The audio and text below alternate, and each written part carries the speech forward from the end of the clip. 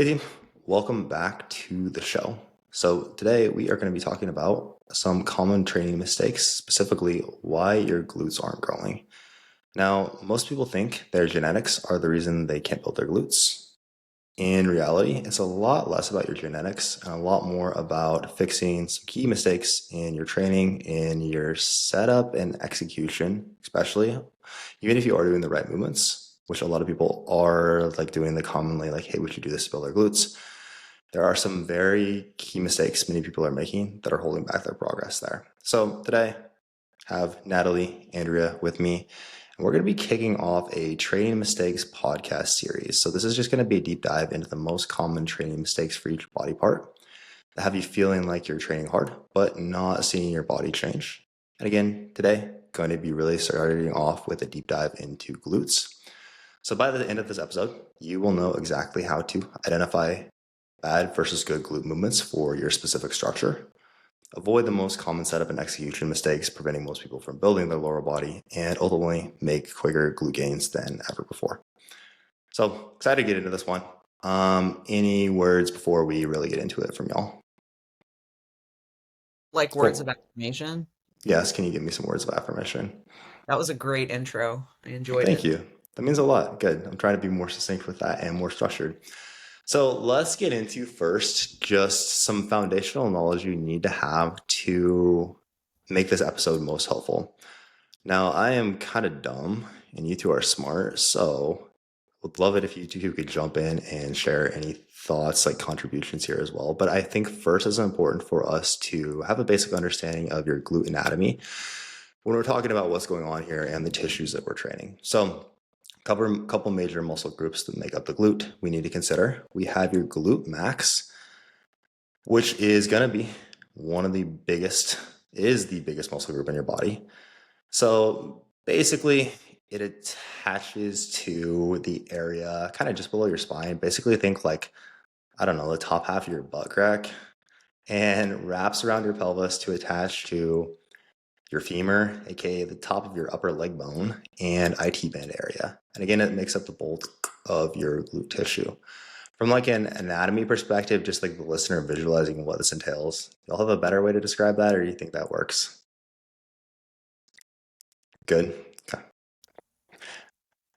In terms of muscle action and function, basically this is going to help with extension at the hip. So if we are like in a hinge, going to help push our hips forward. Abduction, so driving your leg outward, and external rotation at the hip, and also helps posteriorly tilt your pelvis. Now, alongside this, then we have the glute medius. So basically, glute max, glute med are going to be the two main muscle groups we're concerned with in terms of glute training. Now, this basically attaches at the top of your pelvis around the midline of your body and goes to the top of your femur. So basically, think like the part of your hip, like the kind of curves around down, just behind basically the top of your like is it the iliac Upper crest? Is outer that what you glute. call that? No, I'm talking about though your pelvis, like the top of your pelvis. Oh, Basically detaches to the top of your pelvis, kind of right around the spine, okay, or midline of your body, rather, not the spine, but like the midline of your body, and then attaches, think to like your upper leg bone, more or less. It's kind of like a pizza shaped muscle. The crust of the pizza being at the top, attached to the top of your pelvis. So it's kind of like the in terms of like how this adds to your physique, or like for the listener to visualize like where your glute med is relative to your glute max, how would you explain that to someone? upper outer. Upper outer. Yeah, Do you feel like that makes it easy to visualize? I think so. Okay. Like the glute max being the biggest like medius part of the glute, and then the glute med is upper outer, and so it helps give more of a rounded shape. Shelf. Yeah, It's shelf. like glute shelf. Okay, fair enough. Now, in terms of action, this helps with abduction. So again, driving leg out to the side, essentially, external and internal rotation, and also to a degree helps you with hip extension. And the function is very important here. It is a lateral hip stabilizer. So especially when your feet are planted on the ground, the glute med is really focused on basically just keeping your hips stable and doing much more work from, again, like the function side of stabilizing the hip than it is necessarily like helping us shorten or, excuse me, like pull your hips forward into extension. So again, basically just responsible for a lot of stability at the hip. We also have the glute minimus, which I don't think we really even need to talk through. Mostly going to help with stabilization. Not something we really need to try to train specifically. Anything else y'all would want to add there before we move on? Okay, so in terms of why this matters, or excuse me, the next step, again, like once we understand our tissues that we're training, how they act on our hips, if you are someone who has already spent a good amount of time in the gym, has a good working knowledge of training, but you're still struggling to build your glutes, I think from here it's important to kind of get into a few of the most common setup, execution, and exercise selection mistakes we help clients correct. So to kick things off, Andrea, when we're looking at glute training, setup, execution, is there a major mistake you find yourself correcting most commonly?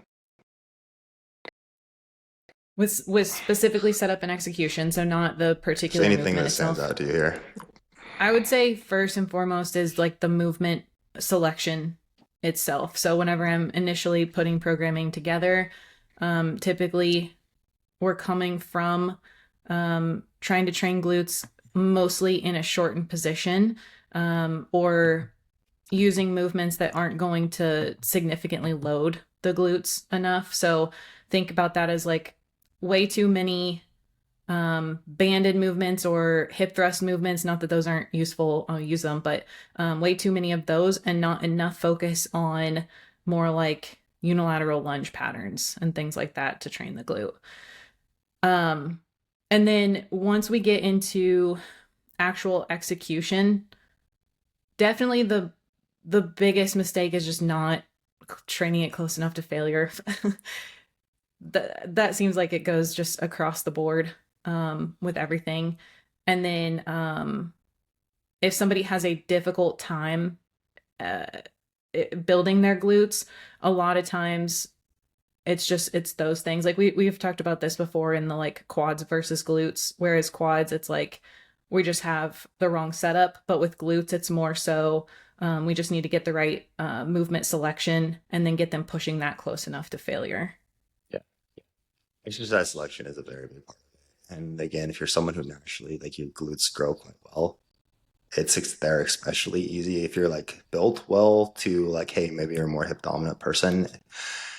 It's typically we just like a big part of it is we just need to push harder. But again, if you are someone who's a little bit more quad dominant naturally, then that exercise selection becomes all the more important. I'll say one of the most common things I see is people thinking that wide stance movements are the way to go and like always focusing on that with like, I'm going to do like a sumo squat type movement. I'm going to do a sumo deadlift. I'm going to do like a super wide stance leg press.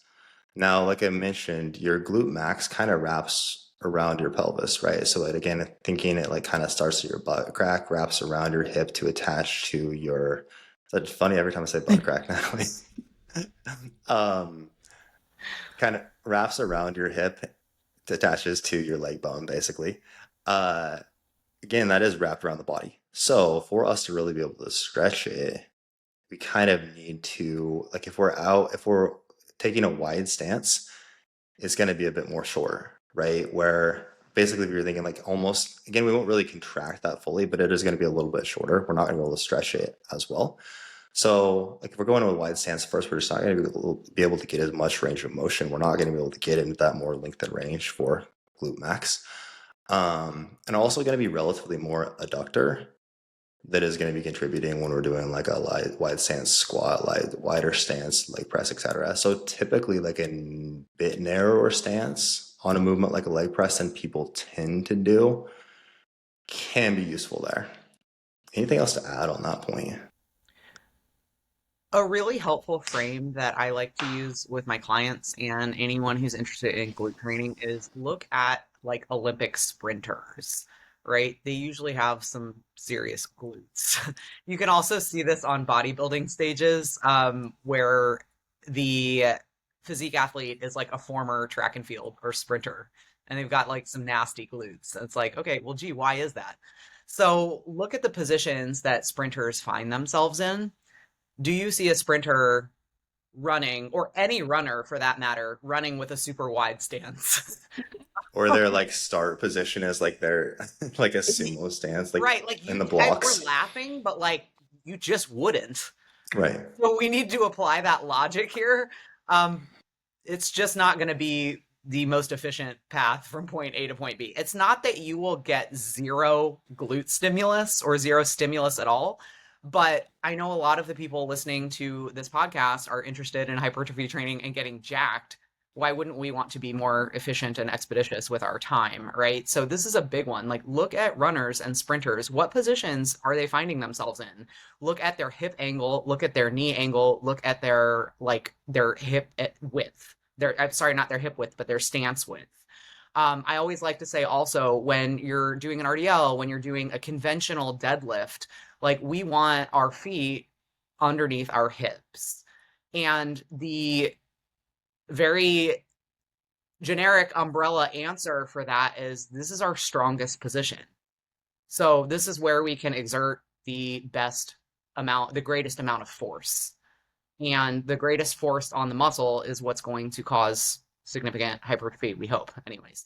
But so, like, if you're standing up right now, pretend like you're going to jump up and down. That, like, preparatory stance that you take in order to, like, jump up and down, I bet you anything that your feet are directly underneath your hips. And that's generally where we want them for most of our glute training. So just an overview put simplistically there as to like why this works. It's very, very well put. In terms of mistakes, anything you want to throw in here that you commonly see or address? It's also okay if you pull from my list. Yeah, I was gonna say, like, a lot of your list would be my list. You guys can both pull from my list to be fair. Um, well, you nailed the wide stance, which we just went over. Like, that's a really big one. I'm gonna say, and I think you kind of have this here in different words, but I'll say, like, weight too far back in the heels.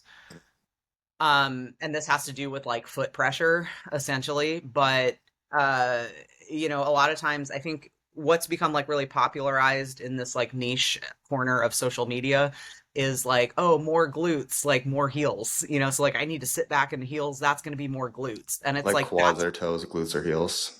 yeah, that's just become such a heuristic, like, that is not beneficial ultimately. It's a very basic understanding that doesn't actually account for any nuance here. Like, we need full foot pressure if we're going to be training the glutes. And most people are too far back in the heels.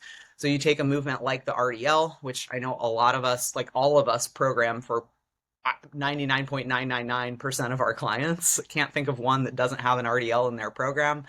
The tendency for most people is going to be to send their weight back into their heels. And so we're lacking that full foot pressure, which tends to affect like how we rotate our pelvis through space, how we manage our center of mass, and also, our relative hip internal rotation or lack thereof in that capacity. So. And typically, whenever people are doing that in something like an RDL, so much more of that pressure that should be in the glutes and hamstrings shifts toward the low back. Yeah. And that's whenever we'll get like this movement hurts my back, or I just haven't done this movement because it hurts my back, so I just avoid it. Right. And we say this all the time, right? Like, someone who, I don't do this movement because it hurts. It's typically less because there's something wrong with you anatomically or biomechanically. It's typically an error in movement pattern and execution. It is funny how common that comes up, and people have a whole list of movements they avoid Yeah. because, well, this just hurts my back when I do this. And again, they think it is like something wrong with them, which is very, very rare. It is, again, just like, hey, this is an execution thing that we need to address, and it would probably be quite beneficial for us to address. Of course, there are fringe cases where maybe we don't want to do X movement for whatever reason, but so often it's like, hey, this is actually a significant weak link in the chain that we should address and improve. And from the full foot pressure stuff that you were mentioning before, like for an RDL, if we're coming up on our, if we're coming up, if we're basically, if your toes are lifting as we're hinging back into the movement, we're basically our entire body is shifting too far back. We're off balance, so we're not going to be in our strongest position there. As you said, Andrea, that is typically when people get in a place where, okay, to compensate, then we're getting more into our lower back, and we just get back pain rather than feeling like we're getting a lot of like glute and hamstring in our RDLs. So like that is probably the single biggest issue with most people's RDLs is their toes come up off the ground as they're hinging back. You're off balance. We're shifting too much of our weight backwards. So we're just basically feeling our lower back rather than our glutes, hamstrings. Andrea, what do you have next in terms of most common mistakes?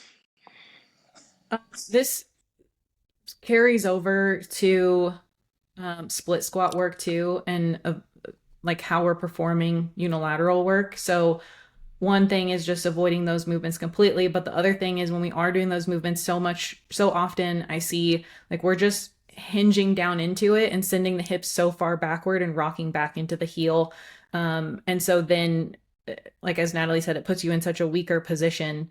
In order to try and get a little bit more stimulus in the glutes, we're actually just making it to where you can lift so much less weight, and so therefore you just get overall less tension generally. But not doing those movements in general too, you're missing out on such a great glute builder for both glute max and glute med, because in a split squat, for example, if we can shift our body weight over to the working leg side and load on the opposite side, you're getting a great glute max builder with that because of the stretch you get in your glutes at the bottom. But then also, as you said, the function of the glute med is to stabilize. You can really work your glute med hard in something like that because it's a heavy, hopefully heavily loaded movement that creates a lot of stimulus that the glute med has to stabilize for. Yeah, I mean, when we're doing like a split squat type movement. So basically, it's most commonly people avoiding unilateral work, single leg work, like a split squat is a very common mistake. And again, bringing it to like the glutes wrapping around the pelvis. Like, do you guys remember when we went to N1, they had the glute max leg press set up where it was like you put the little like wedge under one side of your pelvis so it was elevated, and then you were kind of doing like almost like a cross body leg press. And that was like one of our options to lengthen the glute max, right? Well, that's basically, but on a leg press, so it's stable. That's basically what we're doing with like a split squat, where basically our hips shifted a bit more towards the side of the working leg. Our foot is almost like a little bit more, quote unquote, inside of us. Again, if we think about like the glute wrapping around our pelvis, this is going to be like us in that position, which we can't get into that position when we're doing a bilateral movement like a squat, right? Your legs would just like run into each other unless you're like doing this through the legs crossed, which isn't going to go very well, right? We're not going to be able to achieve this position.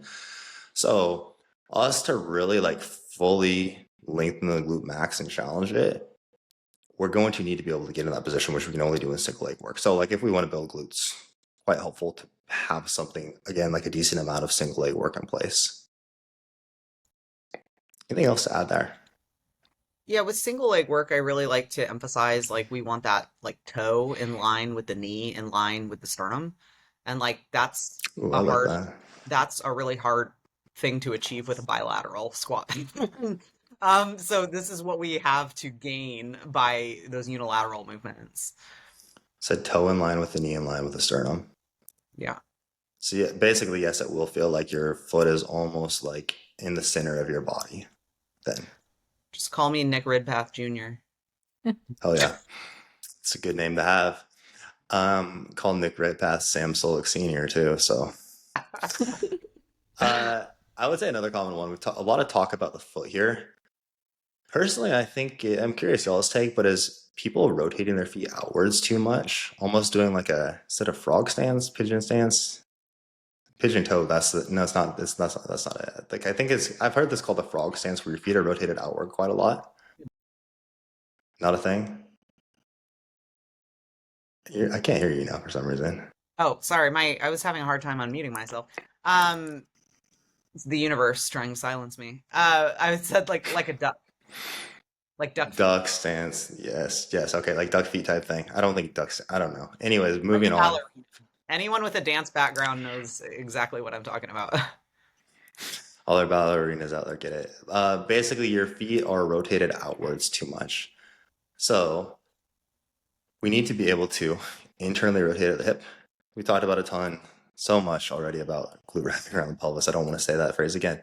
But for us to be able to do that, if you have your feet like twisted way outwards, it's going to be a lot harder for us to necessarily get the internal rotation we want at the hip, which will help us achieve the position we want to be in at the bottom here. So if our feet are rotated way outwards, it's going to be much harder to achieve this position.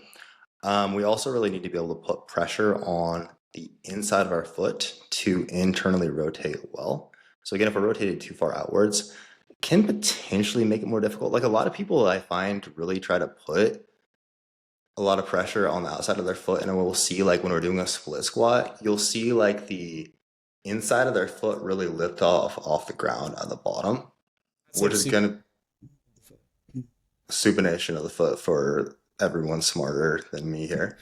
Um, we'll see their foot. Basically, we'll see the outside of their or the inside of their foot lift up off the bottom, which isn't going to be what we want ideally for like us to be able to internally rotate well, but also for like the best force production, we really need to be able to push through the inside of the foot as well. So I find again like us rotating feet outwards too much is quite makes things quite difficult. I like typically, especially for like more of our length and bias movements, like our RDLs or like leg presses. If anything, like feet essentially straight forward or like a split squat, I find like my stance personally is almost like my foot is again almost pointing slightly across my body. Shall agree, disagree with that? No, I agree. I do that same thing because it helps me to be able to push into that inside of the foot more so than even if you have it straighter. And typically with like a leg press, hack squat, RDL, basically like feet straight forward. Mhm. Yeah, what we see with the like excessive external rotation, so like where that duck foot, where your toes are externally rotated out, we just see not as great rotation of the pelvis. And then combined with like excessive foot supination, like now you also have like relatively poor hip internal rotation. So you have this combination of like lack of hip internal rotation and also like lack of pelvic rotation. So you have like two things that are now moving against you when it comes to like efficiently training your glutes, which is why those things matter. And I find for most people, like the area all these are the easiest to identify in terms of, wow, this movement feels really hard and really shitty is almost always the RDL. Yep. And again, a lot of people seem to naturally want to, like when they're doing an RDL, point their feet outwards more, rotate the feet outwards more, and also drive their knees out as they come down. Which again, if we're really trying, like we want to be able to internally rotate at our hip well, that's kind of the opposite of what we would necessarily want as we're descending. A lot of this has been like things that I've had to work through so much with my RDL also because like for a long time how I was coached through this was like, hey, you want to drive your knees out and push your knees backwards as you come down, which is kind of the opposite of how we're actually going to best get into that position. Yeah, I feel like RDLs are the focus is just so much on the hip, as it should be. Like I mean, in a hierarchy, like in an RDL, what we're doing is we're moving our hips horizontally back through space. Hmm. So like obviously like we have to focus on that to some extent, but I think what got like lost in the sauce was anything happening down the chain. And it does matter. We have to like think about what's going to train our muscles efficiently, and that's like, moving something from origin to insertion. So like if we're sending our hips back, like obviously we're rotating at the hip, right? We're sending the hip back. So if we're also like moving the knees back, it's like, okay, well now we have the hip moving back, we have the knees moving back. So we're like lacking that relative lengthening like of the hamstring and glute, which is ultimately like what we want. It's a really good way to put that. Right? It's like I can't think of another muscle group actually where is a very good example of that. It's like if you're training your biceps by doing this. Like moving your elbows moving back. your whole arm, because origin and insertion are both moving backward, Hmm. or by doing this, I guess. As for the people who can't see what we're doing, what we're I'm just discussing talking to here, you guys. That's why I attempted to describe moving the thank elbow you, back within a bicep curl. is like Like if instead origin of and insertion, if they both move back together, they're not moving further away from each other like we need.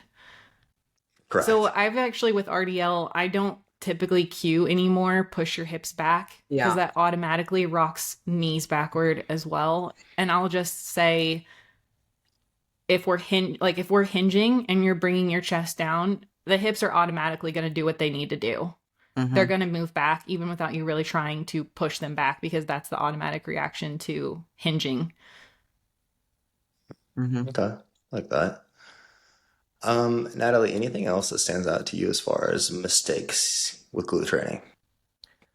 Um, because I feel like this is now becoming an RDL episode. As it should be, though, I feel like that is the Truly.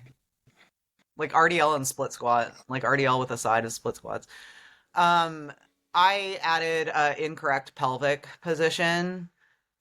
So this would be a case of like a where you see a lot of like anterior pelvic tilt when someone's like hinging, but you see it a lot in split squat patterns as well. So think about like an excessively arched lumbar spine. So your low back is like really arched and you're kind of like flaring at the rib cage. Mm. So you have to think that when we're in this position, which I'm mimicking now, so like a flared rib cage, anterior pelvic tilt, and you like send your hips back, like we've been talking about, your hamstrings are actually already a little bit lengthened and stretched here. So like we're not really gonna get them any longer, like when we send those hips back. They're already sort of like pre-stretched and lengthened. And then like again with the glutes, like we're not necessarily going to get any greater lengthening there. And then this also downstream will probably lead to like low back pain and discomfort. Okay.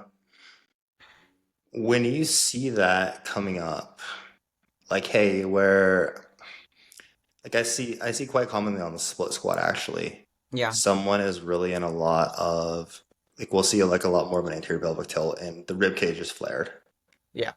and a lot of arch in the lower back. How do you typically start cueing people or like what do you do to try to correct that? Because it almost seems like it's something that's so deeply ingrained for some people. Yeah, it's really hard actually when that's just the way you've been moving. Mhm. Um, I mean, we obviously do a lot of video analysis with our clients. So this is one where I always start with awareness before I start with like a fancy cue, you know?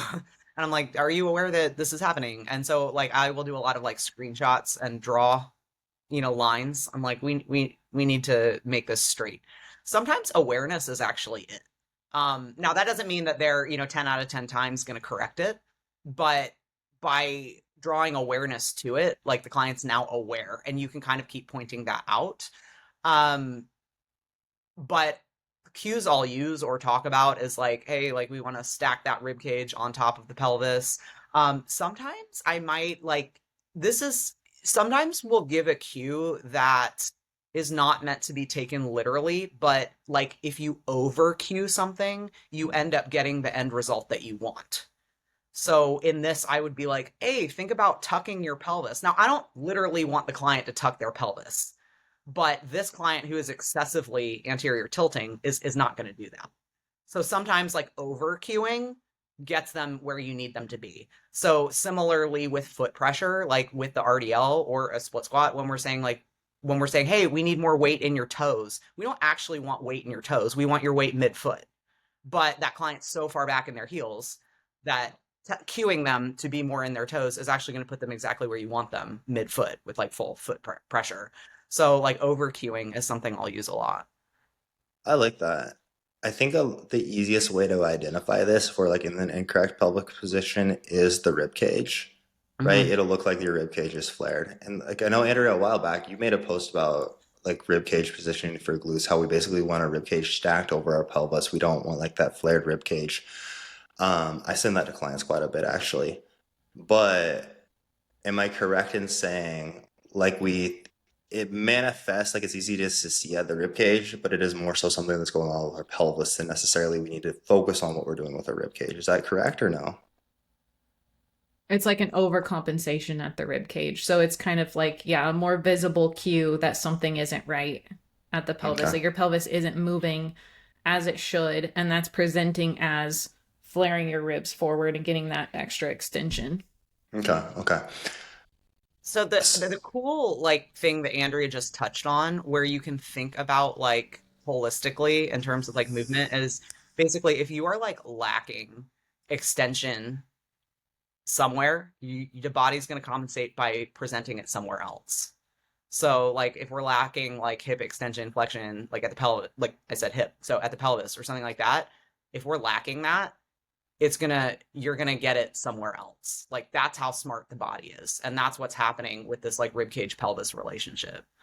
And that actually makes me think of one of the other like super common issues with glute training is in a split squat, coming down just fine, and then bringing the chest up and getting a pelvic tilt as we come back up, which might have been kind of what you guys were saying before, but it didn't click in this same way. But like on the way down on the eccentric, it looks as it should. And then we get like the pelvis to completely dip forward whenever they're trying to come back up. How do you address that? Of that too is like people putting too much weight into their the rear foot That's as what I well. was gonna say. And it's again like the body's smart, right? It knows that you're asking it to complete a task and it's gonna find the Yeah. most efficient way to do that. And if we lack all of these like functions on that lead leg, like the internal rotation at the hip, or just even just a lack of strength, we're gonna get it elsewhere. And then that's like dumping into that rear foot. And then when we're putting so much like pressure and weight into that rear foot, we're gonna get that like that kind of like anterior pelvic tilt because you're like pushing against that back leg against the constraint. But And a like lot of times that is happening because the front foot is too far forward. So That's we're what not I'm in a saying. strong position with the front foot. Therefore, you have to push into the back foot. So a lot exactly. of times that when I see that, I'll just cue bring that front foot backward some. So you're in a stronger position and you can press directly down into that foot with full foot pressure. Right. So again, like we're like lacking that strength and that force in that lead leg, we're gonna find it elsewhere. That's what the body's Because doing. you can't get that. So it's called ipsilateral hip shift whenever you put all of your weight into the front foot. You can't get ipsilateral hip shift and put light pressure on the off leg if the front foot is so far out in front of you. Kind of brings it back to one of the first points y'all were discussing with like a split squat with people trying to push their hips too far back into the movement. And I think that's a lot of where it stems from as well. You said, Andrea, like it's typically we have our front foot too far forward. I mean, for a very long time, until honestly pretty recently, I would like, hey, if we're trying to do a glute bias split squat, we basically want the front shin to be vertical at the bottom of the rep, which I don't cue at all anymore. And it's going to be so dependent on the person, but typically for like, in general, for our glute training, we're going to need a decent amount of movement at the knee as well. And we shouldn't be worried about like some forward knee travel. I think that's what people are trying to really avoid when like that front foot is too far forward, where really to get in the position we want, we may need a little bit of forward knee travel as well. And it is okay, right? It's probably what we might actually need some of that to actually get the stimulus we want in our glute as well. But I think it's trying to avoid that is oftentimes where that comes from also. I would say another very common one, a little simpler, is when someone is doing a glute bridge type pattern, actually neglecting the short position. Like you see someone doing, like we're not getting into full hip extension. We're quite close to full hip extension. We're like focusing on progressing load, which cool, we should be over time. But we're doing so at the sake of actually getting full hip extension at the top of our reps. People are like stopping those reps quite short. Where, I mean, for our like a movement like a glute bridge or a 45-degree hip extension, we're probably like the benefit of the movement, the most beneficial part of the movement is us going to be really challenging the glute in short range.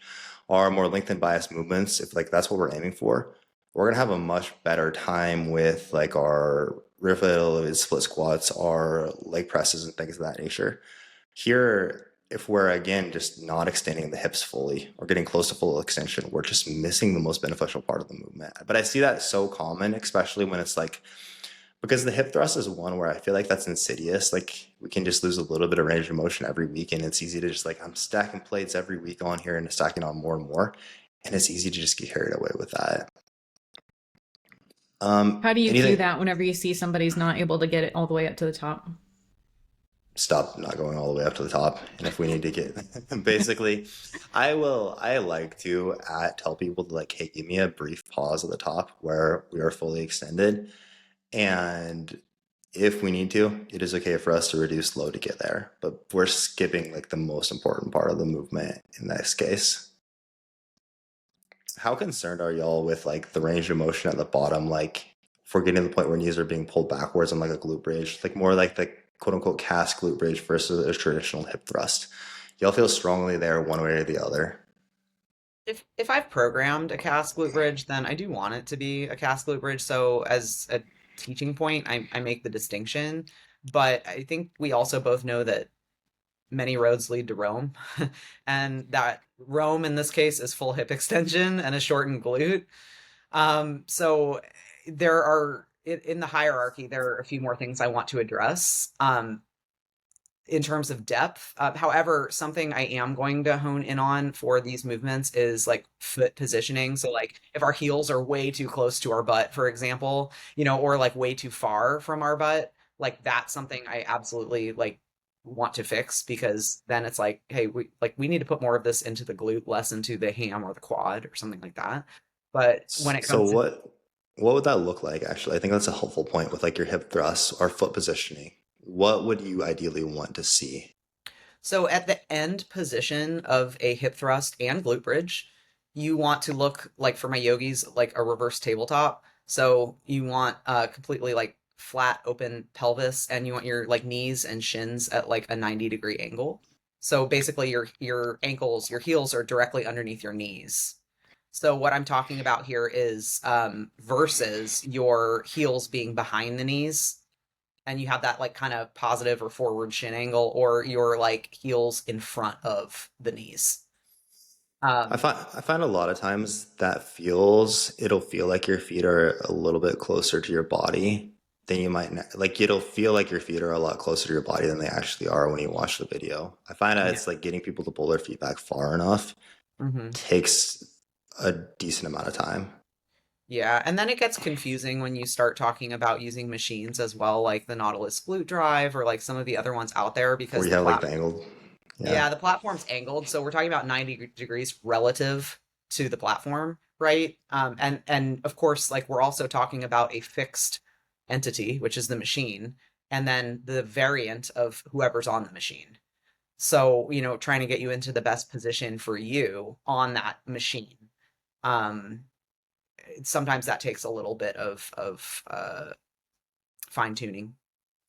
When we're looking at stance width for a glute bridge, would you all say the same thing as like our leg presses RDLs we mentioned before, or are you looking for something different there? I'm still going on the narrower side, like what we said. Hip Andrea? width. Yeah, that's normally what I tell people as well. That is another one where I commonly see people want to like put their feet way out wide on the platform, or again turn their toes way out, or again we need some internal rotation here as well. Um, I think with that, I think a couple things. First and foremost, you're going to be able to like feel like you can move more load because you're decreasing the distance you have to travel, right? So like with a sumo deadlift, for example, right. like you just don't have to like go as far. So you're going to be able to lift heavy load. So like we think, oh, that's a good thing.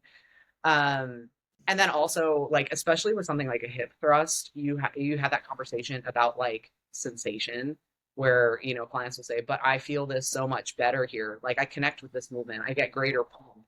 And all of these words they're using are really just like misnomers for sensation. Mhm. And like sensation doesn't necessarily mean it's productive.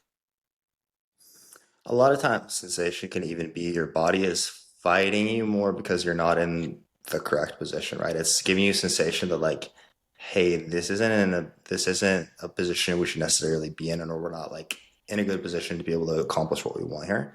That can oftentimes be where sensation comes from as well. It's feedback, but again, not necessarily positive. Um, Anything else as far as mistakes before we talk about movements? Cool. All right, let's put together then a list of top four glute movements. I think that we're probably gonna have similar answers. So rather than each person listing off four, it looks like Andrea, your list is quite similar to Natalie's. So Natalie, if you were to choose like your favorite four glute movements in general, talk us through that and then let's discuss. Should we kind of stop after each one and talk about it? Or Yeah, let's do. so I know we're all going to put RDL at the top of the list here, and Mhm. I honestly feel like we've talked about it so much today. RDL being number one, agree? I do, yes, I do really like an RDL.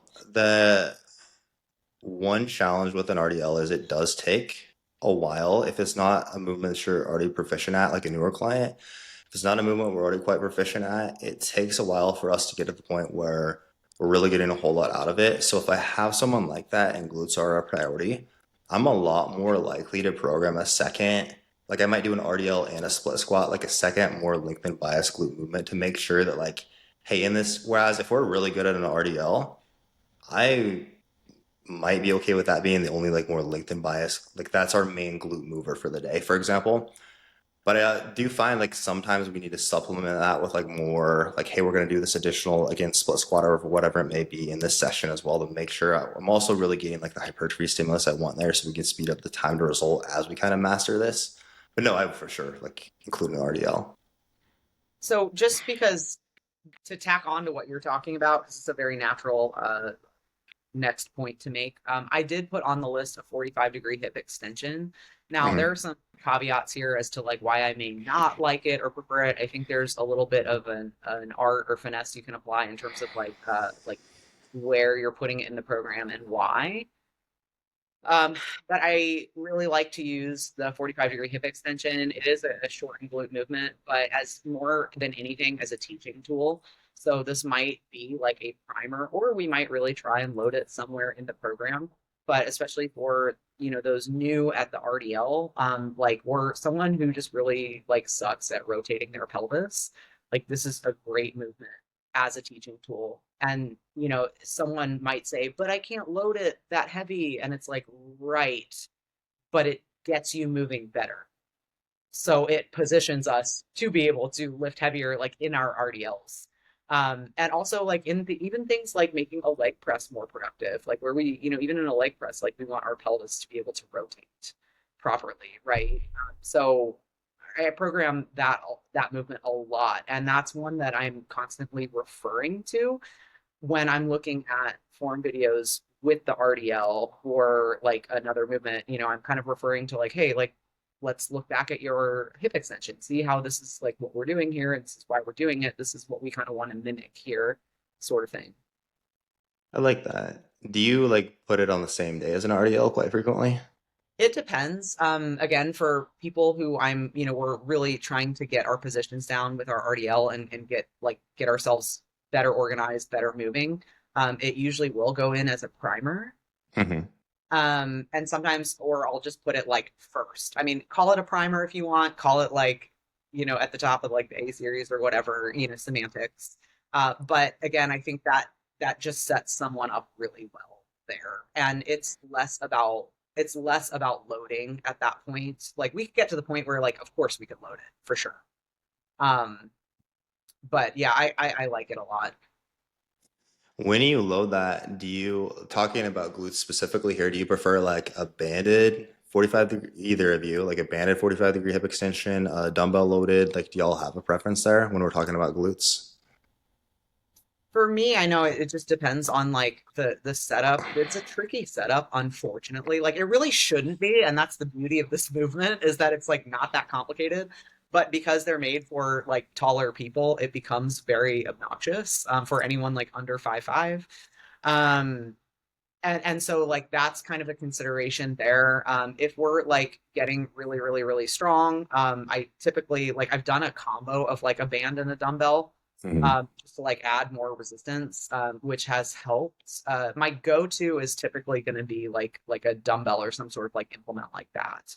Yeah. Um, and then I would bring in the band like if needed a little bit later. I have you guys used the glute builder 45-degree hip extension Yes, with a my lever arm? favorite machine I've ever used, I think. I really like I that one love as it. well. With the feet higher is a great glute movement, but nobody has those, so Right. Yeah, they have it at Fit Lab. I do really like that, yeah. but Yeah, we haven't. cool, cool. Um, Anything else on the hip extension while we're there? Because I feel like that's another one that is quite difficult for people to get down. A lot of 45-degree hip extensions also are just a really shitty setup, and like they're set up to where the like to push your to have the leg pad against your calves. Your heels are there's like the foot plate is too short, so you don't get any heel pressure. Like that can be quite even like the hip extension we have, I have to mess. I like have this whole setup for Katie to be able to use it, where she has to like stand on these blocks, and we have like one of those hustler, the leg extension pads to like get extra stretch at the bottom that you can like put on your leg extension. We like have that on our Yeah. pad, so it's like a whole setup because she's tiny. But I have to set up like a whole tower, like on a conventional 45-degree hip extension. A lot of my clients can like, 'cause now apparently I'm only 5'2", but I like build up, Generously. yeah, generously, like to build up a little like tower of plates underneath my feet, which is kind of a pain in the ass, but once again, it's like this is just such a powerful teaching tool for like rotation at the pelvis, which is what is needed for an RDL. And what we find is a lot of people who complain about like low back pain, they're not actually properly rotating at the pelvis. They're actually more like bending at the waist. And we see this present in this 45-degree hip extension all the time, where first and foremost, like setup's a problem and the pad is too high. So that's working against them. But they also, it just like exacerbates their tendency to bend over at the waist. And that's not what an RDL is. That's not what this movement is. We need to be like rotating at the pelvis. And like the waist doesn't bend. So I don't know. I feel like I've just gone on and on at this point about the 45-degree session, but I really like it. so we have our RDL, we have our 45-degree hip extension, which I like. We have our or what do you have next then? I had like within the context of a full program, I guess I don't know, I guess I could approach this a couple different ways. Oh, I did put split squat, so I'll go to that one next. I don't know if I have anything to add on the split squat past what we've already talked about. I think it's pretty clear. Andrea specified contralateral, so Andrea, if you maybe want to like get into why you specified there. Yeah, my go-to is a rear foot elevated split squat, contralaterally loaded, just again to get the What glute does med contralaterally loaded mean first? loaded in the opposite hand. So if the right leg is forward, you're holding a weight in your left. So because what's going to happen is you are turning on that. So let's go with the right leg forward, and you're holding in your left. You're going to turn on the right glute med to fight the excessive internal rotation. So I mean, for me too, like I get a great glute med stimulus and glute max stimulus.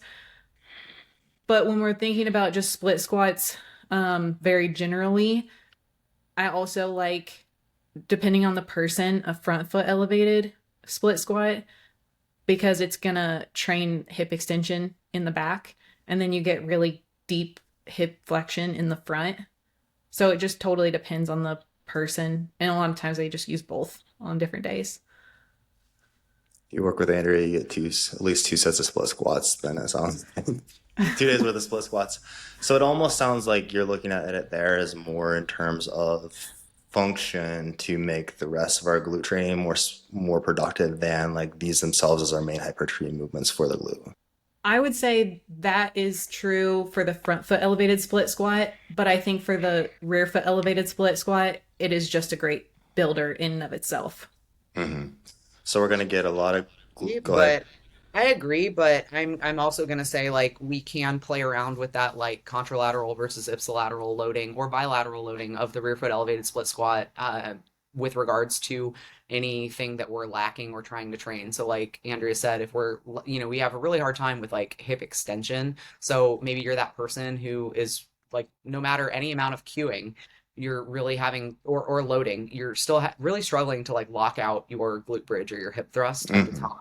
Like this is where we would apply that like front foot elevated split Yes. squat. But similarly, like if we're struggling with like excessive like foot pronation or supination or like relative internal rotation at the hip, like this is where we can play around with contralateral versus ipsilateral loading to kind of like better set ourselves up to accomplish that task, which is going to have greater carryover. So yes, like the rear foot elevated split squat is going to be a great glute builder in general, but we can also like put a little bit of like function and purpose in that, which will have greater carryover into the rest of our glute training. So to make this tangible, let's say we're struggling with supination of the foot, which would look like excessive supination of the foot, which would look Mhm. like the inside of our foot is lifting up, correct? Mhm, mhm. Okay, so what are those, which of those tools are we using to help address that? You could Like, use like the contralateral load because it's so going to we're basically the opposite hand of your working leg is what we're loading. right because that'll like shift the center of mass and help you kind of like get into that hip a little bit more. Nice. Versus if it's excessive, we would load same if we're again excessively shifting inwards. So almost think that like the outside of our foot is lifting up. That is where we Yeah, would load same leg. yeah, like we were having a discussion, I believe it was just yesterday, about one of my clients, who like is, like overly internally rotated. Like so like trying to shift that. Um, you might like it's laterally load that. No, I like it. And in the long term, personally, my goal would still be like, depending on the person, like what does their split squat look like? Hey, we might load one or the other of these, but eventually my goal is to get them to be able to bilaterally load it, and we've addressed the issue, right? I think that's a really good conversation. Anything else on split squats? Okay, final movement for you, Natalie. What do we got? Okay, so this was where I went like contextually, like in terms of okay, we've already programmed all of these other things. Hmm. And so I was like, well, I would want a bilateral squat pattern. Um, and so I put a bilateral like a leg press because it's a constraint. So like earlier we were talking about like lack of rotation at the pelvis, for example. It's like, well then, a leg press is like one of my favorite things to like put someone in to help with that because we now have a constraint and it's very safe. We can't move at the waist. We have to move at the pelvis, basically. Yeah, yeah. So I do like to have a leg press in most people's programs. It's And just it depends on how nuanced I'll get in terms because like again, like a lot of the clients that have been following us for a very long time or in our super niche corner of the internet, are like, should my feet be like high on the platform or low? Like, are we doing glute focused or quad focused? And I used to specify up front, and nowadays I more like just say leg press, and I kind of want to see what they're gonna do first before yeah. I give direction. Um, but yeah. So okay. I like the leg press a lot as well. Very good, especially when we're looking at movements that again might be more difficult for us to. There's a lot in terms of like the setup, the execution, and just mastering the nuances of the movement that we need to get down before we're really able to drive a massive amount of tension. The leg press is normally one of our quickest, like we get the hypertrophy returns quickly. It's easy to set up, execute, and like get the person progressing as quickly as possible, which I do really, really appreciate about that. I would for sure say that's in there as well. Um, we have like a glute focused leg press, a just, hey, let's get as much range of motion as we can leg press, get more at the knee and the hip. Y'all typically biasing there like one or the other? Not often, because if you're getting a lot of knee flexion, you're also like hip flexion isn't limited there. Mhm. But vice versa, if your feet are higher and you're going for more glute focused, you're still getting the same amount of hip extension, but you're getting less knee flexion. Or hip flexion and knee flexion. So unless somebody says like I specifically do not want to grow my quads, then we can just get both. Like a little bit of a forward knee, so like that kind of positive shin angle. Like even on a quote glute focused leg press, like I typically if someone again, like a lot of the people that come to us who have been like listening in this space for a long time, are very like I have to be 90 degrees. Like my shin and my femur need to be 90. And like I actually usually want a little bit more shy of that. Not necessarily always excessively so, but I don't want that like perfect 90 degree. So I'll like move their heels down a little bit. And like Andrea said, it's like we're not, it's not like we're not gonna get quad. Like we very much are. And I find most people who start coaching and have already been doing a ton of like very like the glute focused leg press. It's typically like, dude, we to get the physique you want, we need to build a lot of muscle across the board. I'm okay with us getting a little bit more quad involved here as well. It is like I think a lot of people really like the like glute focused leg press, which again is typically like your feet more like middle of the platform. We have that 90-degree angle between the shin and the thigh at the bottom of the rep. People really like that because it's a relatively short range of motion. If we're doing it correctly, we're still getting like we're still getting not full hip flexion, but we're still getting a lot of hip flexion. But I find like the way people are executing that is oftentimes like we're not close to even like getting as much hip flexion as we can. We're just taking this sort of tiny range of motion so we can stack a lot of weight on the leg press, which feels good, but we're not really getting a whole lot of stimulus out That's of exactly this. why I hate that one. I do too. I'm glad that we're all on the same page with that. It is very rare that I program that outside of like, let's just put our feet in the position personally where we can get as much range of motion as possible while still keeping full foot pressure. Like I don't want your heels coming up at the bottom. I do think of like one of my newer clients, Nicole. She is someone who actually she's pretty jacked. Goal is to build glutes. Her quads are very, very well developed relative to glutes. Now that is like one instance, and like we still like she still gets a lot of range of motion here. There still is some forward knee, but I've cued it to be a little bit like we could ultimately get more range of motion on the quad still. But this is like that's like one of the more niche differences. But it's pretty rare that someone starts and it's like, damn, we have really, really good quads already. And we do want to be like more hyper specific to just the glute versus like, hey, let's just build across the board. Could see this applying to is like a more like maybe an experienced like bikini athlete, for Mhm. example, where like criteria you gotta have like glutes, right? But maybe someone who's like wanting to compete in like the bikini division, but their quads are already like really jacked, but we need Right, to but we need to bring up their glutes. It's like right. that's where we have to like really strike that balance a little bit more so that we don't so that we're not building everything relative. So the quads just keep getting more jacked and like outside the criteria just in order to bring the glutes up. Like that's not really going to be helpful. Um, you also had on here, Natalie, abduction. Fill us in on that. Oh, that was our Like bone. this is your bonus.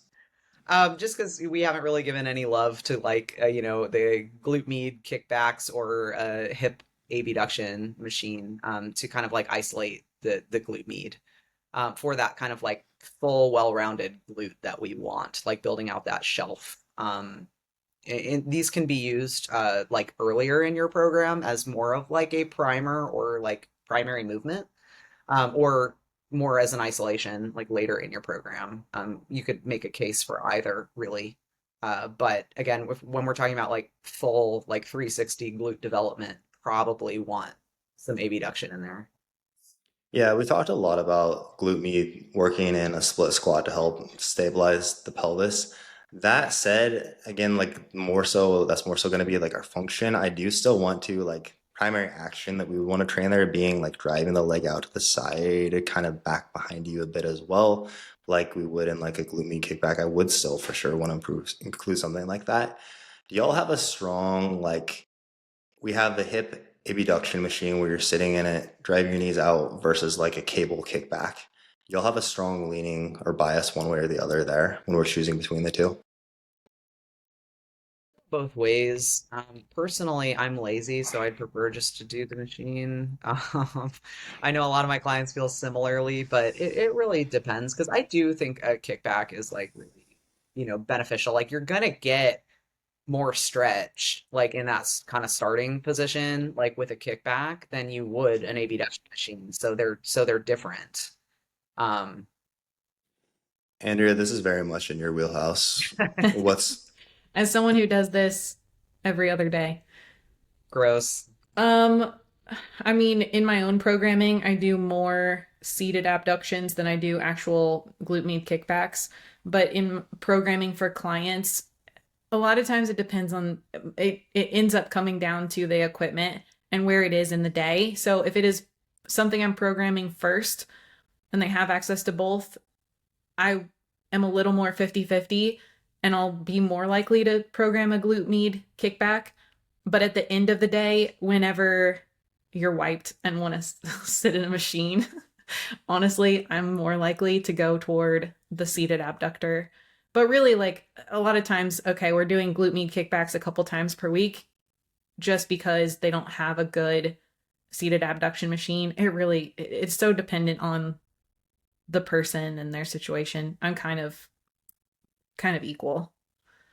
My Pros take and has cons. always been that the kickback, we can line it up a bit better. As you said, like Natalie, we can get a bit better stretch. As a whole, it's like we can be more specific to the glute med, but it also is more nuanced. It can be harder to master, and like there's a lot more that we have to get right with it versus it's kind of almost like the split squat or the RDL versus the leg press. Like that split squat, we can really fully lengthen the glute max.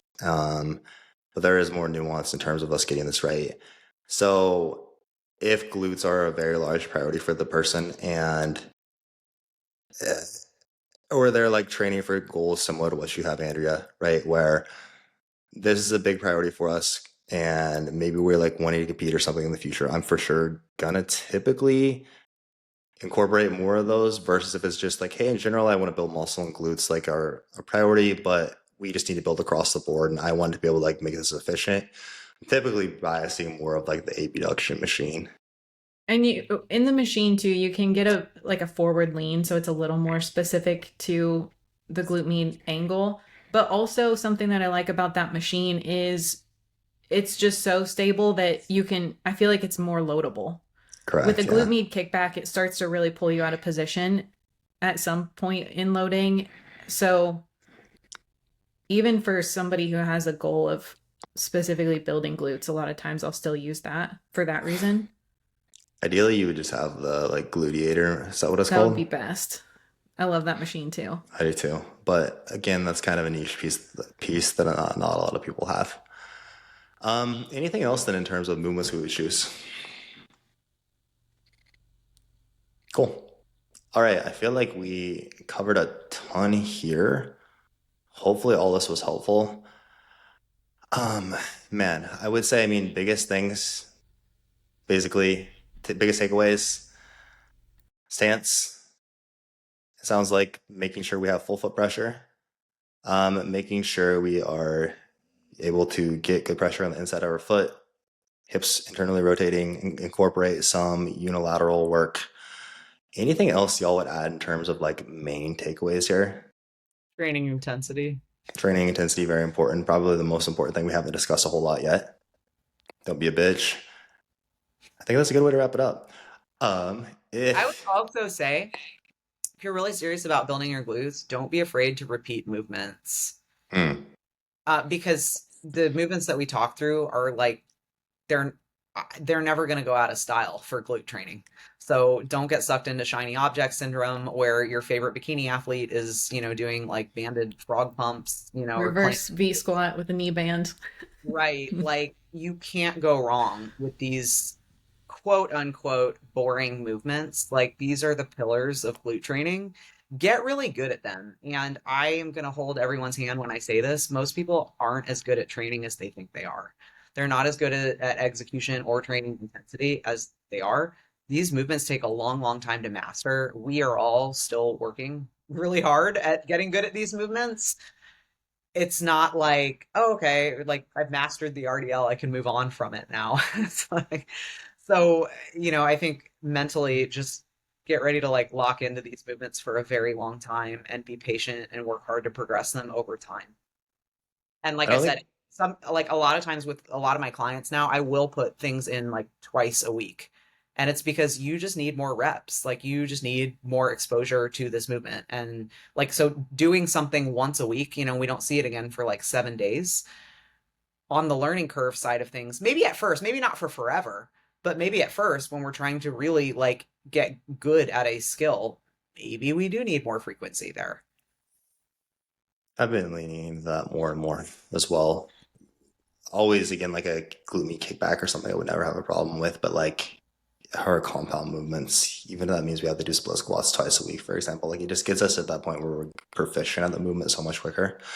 And similarly, as you like to repeating this for these movements for long periods of time, it's pretty rare, I think, that we would all just be like, yeah, we would all basically say the same thing here. Like, I think we would typically have quite a bit different take, but truly, like, if someone wanted to build glutes, I think it comes down to largely progressing.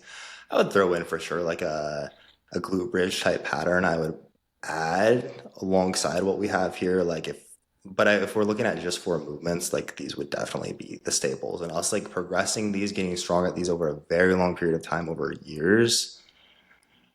Like I would say most of these movements are for the majority of, for like the entire length of time I'm working with a client, we're probably going to have in place like weekly. Cool. All right. Well, hopefully you all enjoyed the episode. If you would like to apply for coaching, the link is in the show notes. If you enjoy the show, please do us a huge favor. Leave us a 5-star rating and review. Helps us just grow the reach of the show. And we will catch you guys next time.